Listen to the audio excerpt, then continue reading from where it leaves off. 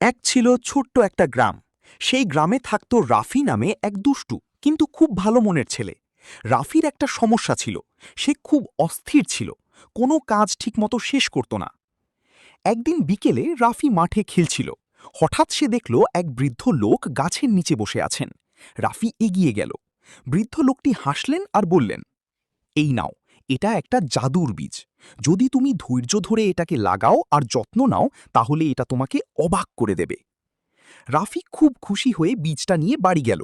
সে তাড়াতাড়ি মাটিতে বীজটা পুঁতে দিল এবং পানি দিল। তারপর প্রতিদিন গিয়ে দেখে গাছটা বড় হলো কিনা। কিন্তু 2 দিন, 3 দিন, 5 দিন কিছুই হলো না। রাফি রাগ করে বলল, এটা তো কাজই করছে না। সে প্রায় বীজটা তুলে ফেলতে যাচ্ছিল, তখন তার মা বললেন, বাবা, সব ভালো জিনিসের জন্য সময় লাগে, ধৈর্য ধরো। রাফি একটু ভাবল, তারপর আবার যত্ন নেওয়া শুরু করল।